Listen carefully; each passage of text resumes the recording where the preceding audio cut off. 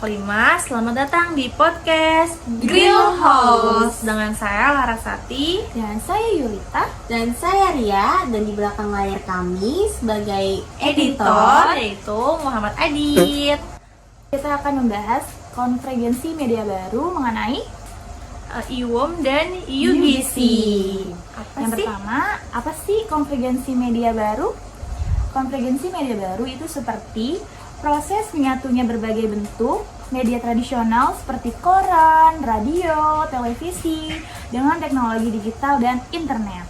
Dan lewat konvergensi ini, konteks seperti teks, gambar, video, dan suara bisa diakses dalam satu perangkat nih.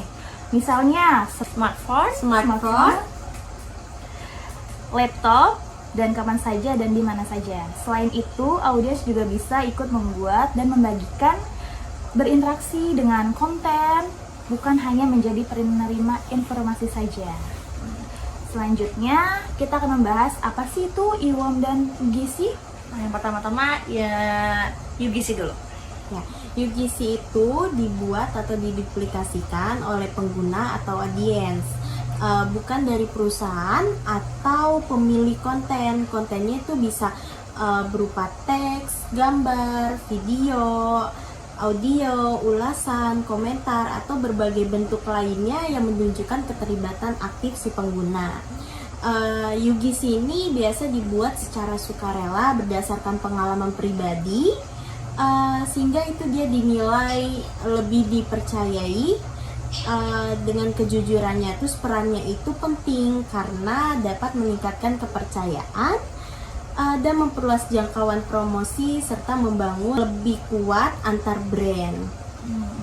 Lalu IWOM sendiri yaitu Electronic Word of Mouth. Artinya adalah penyebaran opini, rekomendasi, atau pengalaman seseorang tentang produk, layanan, atau konten melalui media digital seperti media sosial, forum, email, atau situs review.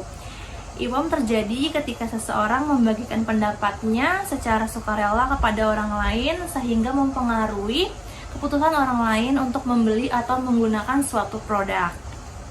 Nah, menurut kamu nih, aku mau ngasih pertanyaan buat kalian berdua ya tentang UGC dan IWOM. Boleh. Pertama aku mau nanya ke Laras dulu ya. Menurut kamu, kenapa saat ini batas antara produsen konten dan konsumen menjadi semakin kabur? Apa yang membuat siapapun bisa menjadi influencer di era konvergensi media baru saat ini? Pertanyaan yang agak mencekam ya. Aku jawab ya, Kak. Boleh. Jadi salah satu alasan utama adalah karena teknologi digital semakin mudah diakses oleh semua orang. Dulu kita bisa tampil di media, kita butuh stasiun TV, surat kabar, dan penerbit besar.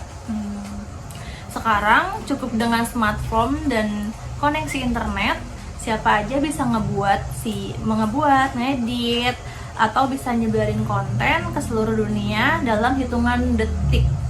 Bayangin aja, Kak, gampang banget ya.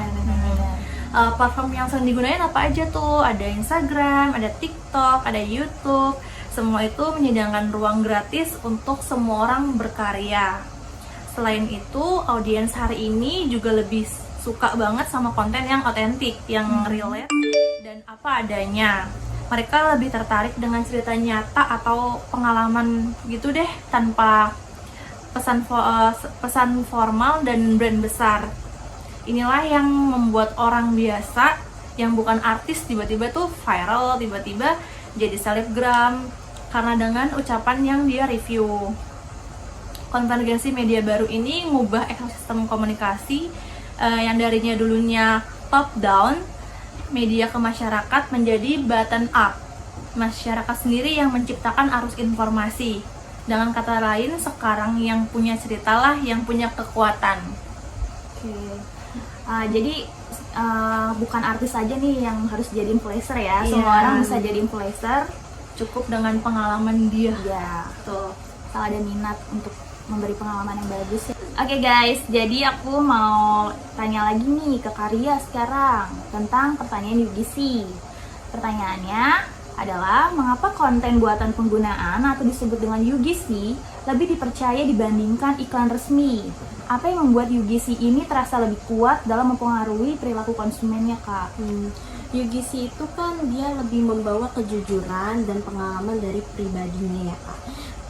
Terus si UGC ini sering dirancang untuk menyampaikan pesan sempurna, kayak produk yang selalu tampak flawless, hidup tampak lebih mudah, semua terlihat ideal. Tapi audiens juga sekarang jauh lebih kritis. Mereka tuh sadar bahwa iklan yang dibuat itu untuk menjual, bukan menceritakan kenyataannya. Terus UGC juga terlihat realistis sehari-harinya, misalnya kayak ada seseorang yang membuat review skincare dengan jujur Kak, dia karena dia menggunakan sendiri dengan pengalaman dia. Terus dia kayak nge-review nih, aku butuh waktu 2 minggu baru kelihatan hasilnya. Itu terasa jauh lebih masuk akal daripada iklan yang menjanjikan kulit glowing itu cuma 3 hari. Iya, benar-benar.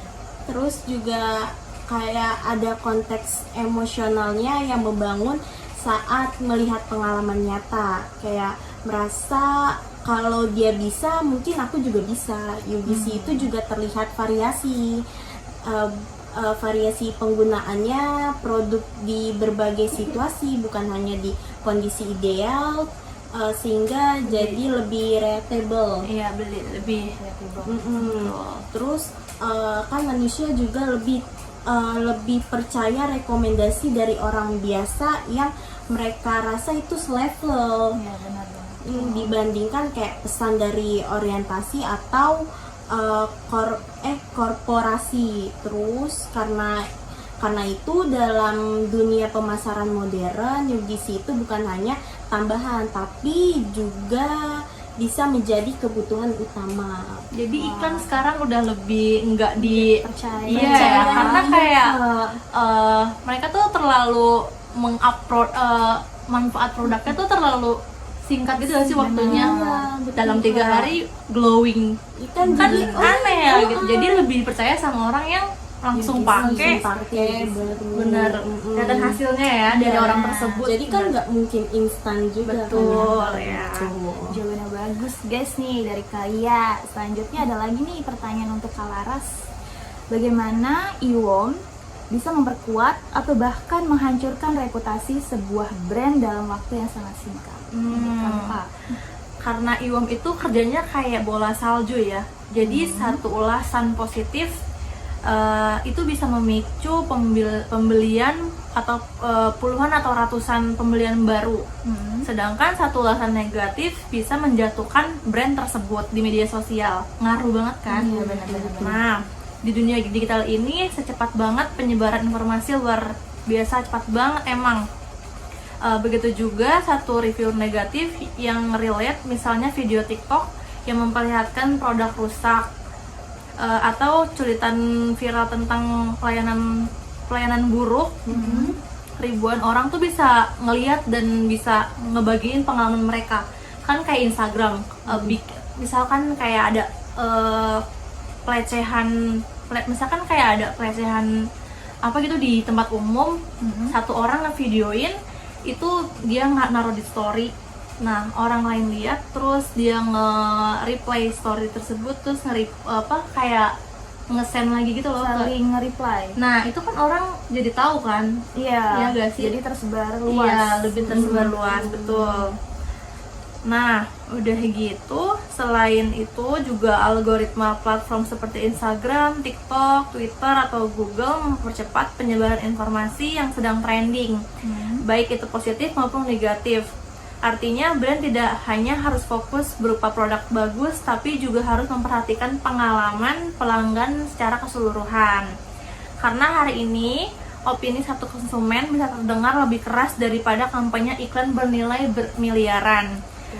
Itulah sebabnya banyak brand besar sekarang mengalokasikan waktu dan sumber daya untuk memonitor IWOM secara aktif, mulai dari social listening, merespon feedback dengan cepat, serta membangun komunitas loyal yang mau membela brand mereka. Betul.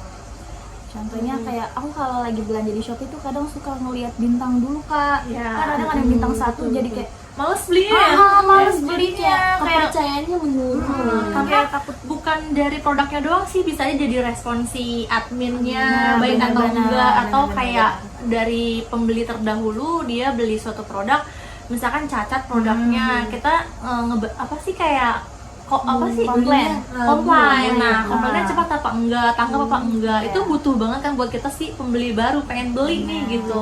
Betul. Tuh. Oke guys, buat pertanyaan terakhir kita kasih ke Karya ya. Selanjutnya ada dalam konteks UGC dan IWOM, bagaimana seharusnya brand atau bisnis beradaptasi untuk tetap relevan dan disukai oleh konsumen modern saat ini Kak? Oh, oke. Kalau dari pertama-tama ya Kak, brand itu harus berhenti berpikir satu arah aja. Terus kayak mereka itu berpikir bahwa mereka hanya menyampaikan pesan dan melalui bangunan dialog dua arah dengan konsumen juga Kak. Terus brand itu harus aktif juga mengajak konsumen untuk berpartisipasi. Kayak misalnya contoh nih Kak, kayak kita membuat campaign berbasis tantangan di media sosial kayak seperti TikTok Challenge. Oh iya, banyak gitu, tuh Kak. TikTok. Pelociti. Terus juga dia memberikan penghargaan untuk konten kreatif yang membuat konsumen gitu Kak. Terus juga menggunakan UGC dalam kampanye resmi mereka kayak seperti contohnya itu repost story pelanggan gitu Kak.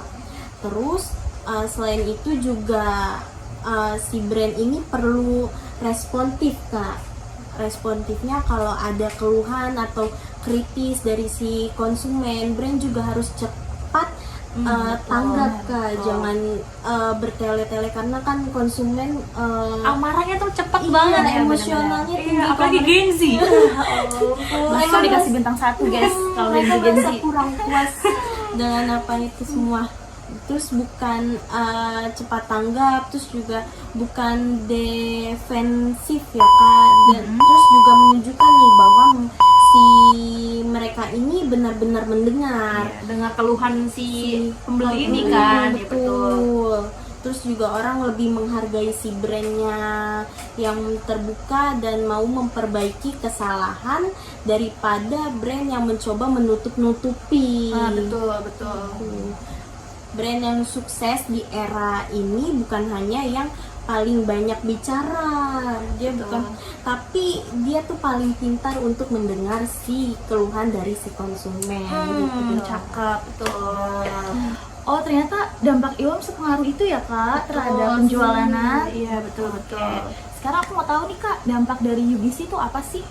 Kalau UGC itu dia lebih UGC itu ini bisa memperkaya ekosistem digital kayak dengan banyak variasi konten tentang brand itu juga semakin banyak UGC brand terasa lebih hidup Kak. Jadi dia lebih dekat dengan si audiensnya. Oke, kita sudah membahas dampak. Aku pengen tahu nih perbedaan dari UGC dan IWOM. Siapa tahu buat penonton kita belum tahu nih Kak perbedaan UGC dan IWOM itu apa. Mungkin kita jelasin cari kesimpulannya ya. kesimpulan dari dua ini. Tuh. Boleh yang pertama IWOM itu perbedaannya apa Kak? Mungkin kalau IWOM itu fokusnya pada memberikan opini, rekomendasi atau kritik. Nah, tujuan IWOM sendiri itu mempengaruhi keputusan orang lain. Bentuknya itu sebuah review, komentar, testimoni, atau diskusi. Mungkin contohnya itu review tentang produk atau review tentang bintang 5 di Shopee, Ulasan Shopee, Betul. TikTok. Dan yang lainnya mungkin ya. Bisa seperti itu. Untuk UGC Kak? Kalau UGC sendiri sih dia fokusnya ini membuat konten tentang pengalaman pribadinya Kak, atau pengalaman dari si pengguna.